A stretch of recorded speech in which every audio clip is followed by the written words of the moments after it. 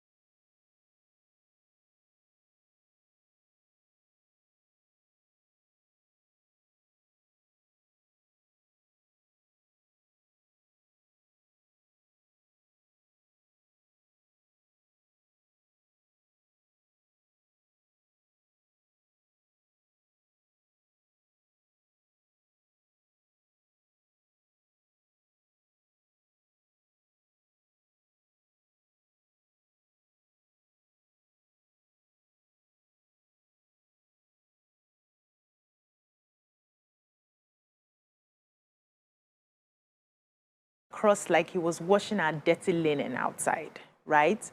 Every family, every nation have their secrets, they have their codes, they have the things they do that they understand the reason why they're doing it. They don't necessarily have to project everything to the international society, because those international society, they do their own too. They don't come and tell us, you know, how they have planned to come and rip us off, take our oil and, you know, put us down and everything. They don't tell us their plan. It just seeps out from time to time.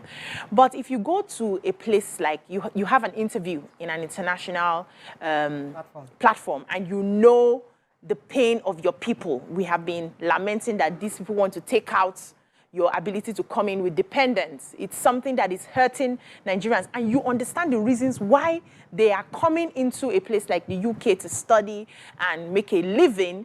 You are supposed to be politically correct. Yes, they say, a trained child behaves properly outside.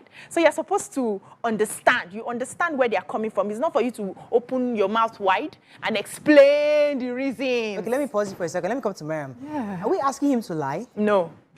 Politically correct. What exactly is, what do you make out of this video of the young man saying what we know? But saying it as it is. Saying it as it is. And you know, Nigeria, we always, in fact, that politically correct that you used, if you try and use it in Niger parlance, you say you're fake. Say it with your full chest. You're afraid of nobody. I'm afraid of nobody. This is who I am. I speak the truth. And we hail, but because it is now what we think is our secret, I don't think it's an open secret. Yeah. I think the world knows. Maybe they didn't know the word jackpot, but now they have learnt it. And I like the way the man said jackpot, which means escape. Even I didn't know that that's what he meant. Oh, BBC. I didn't know that it meant escape. Right. So he spoke the truth. Right. I understand how it looks when we're watching an international. We want someone that will represent us well, represent us positively. Remember one time when our president made the same gaffe when he said that we were lazy youths. It's not that we don't know that they are lazy youths. It's not that we just don't want you going out there and painting us in a bad light. But then who is this person that they're speaking to? I can understand if you are upset with the president, if you're upset with a government official that's supposed to represent you, but if this is just a regular Nigerian citizen walking on the road, a student, and they ask him this question, he would only come from what he knows. Right. He would feel that he does not owe us any political correctness. All he owes us is the truth, or whoever it is that's interviewing him. I'm probably really stoked that, you know, BBC is sitting down with him and having an interview. I think people should calm down on the hate and the trolling, and let's get a message from this. So there are two messages for me, which is, I know the American patriotism, it seeps into every part of their being. Even when you wake them up from sleep, they would always go with the positive. Nigerians, we know ourselves. Forget this young man. We like to bring ourselves down. Absolutely. We know. So don't call this guy out. Because when we do it and someone is saying, no, but this is your country, remember to be patriotic, we insult people for daring to tell us. Let me pause you for a second, because the reason why I also said the same, because I also said it the other day when I was here hosting this show. I said that a lot of our people, especially when they become American citizens, I mean, I know a Nigerian who is an American citizen and loves Trump to the pieces. And what does she like about Trump? Because of his policy on immigration. That there are just too many of them coming, that they should stop there, they should stop there. I'm thinking to myself, you got in based on somebody's immigration policy. Yeah. You're born and raised in Nigeria, you grew up, you went to university in Nigeria. Now you've naturalized as an American citizen. Suddenly you now love Trump because of his immigration policies. So it's the same thing that when we go abroad, now imagine that kind of person entering government. Obama also tried to do when he became president. He almost deliberately was seen as tried to be seen as favoring blacks because he's a black president. So it was a deliberate act to say, I'm trying to be objective here, you know. But now, what do you want them to do? Do you want them to say, oh, because I'm a black president, I must favor black people, or because I'm a Nigerian, I must favor Nigerians, because I am because I come from Ghana, or you know, or do you want them to obey the rules and say it as it is, say the truth and stay where it's supposed to be? Morayo, the platform in which he said it is the problem. It's like coming here to talk about certain policies. You should know you're talking to the government, because government officials are watching. They watch the show. So you go on the BBC and you expose the reason behind people coming in. What were you expecting them to do afterwards? Because every truth has consequences. Did you think about the consequences to the Nigerian people? Nobody asked him to speak the truth. There's a place for, no, hold on, sweetheart. There's a place for wisdom. Wisdom is profitable to direct. Nobody asked him to speak the truth. If you're having conversations in like a regular place where there are no international government-based television recording you know what we do now. This is the reason we do it. You can have that conversation, but you go on a live, I don't know if it was live or recorded, broadcast station that you know the government, people are waiting for an opportunity to make these policies that would stop your people from coming, and you open your mouth like that. No, it's not allowed. So we know the truth. We're not going to lie about that. We know the reason. Listen, we know the reason we travel, right? We're not going to lie about that. But it's not for you to go and tell their governments that this is the reason we're doing this. Now they have brought out a policy. They are stopping this January 2022. And Nigerians will be angry. And of course, they cannot direct the anger at the UK government. They will direct it at the person who is like a scapegoat now. I do not like the fact that Nigerians are attacking him or, you know, trolling him. That's something that we need to stop as a people. But they're just venting and directing anger at somebody. I just think it's misplaced venting and anger on this person. We always misplace it. I mean, we're on Twitter every day denigrating our country and our officials, pulling our country down. You think they don't read our tweets? Yeah. You think they don't read our YouTube comments? You think they don't watch some of our shows? They do. But, you know, what I take from what you've just explained is maybe what this video would do going for is it would legitimize policies that are anti-Nigerian. Yeah. They will say, after all, on BBC, your Nigerian said this. Nigerian dissent. So, and I know that Oyinbo people, we know they don't do things flimsy. At all. They think it through. So maybe now, if we're thinking of conspiracy theories, maybe they thought, let's have someone from Nigeria so that if any Nigerian comes to sort of,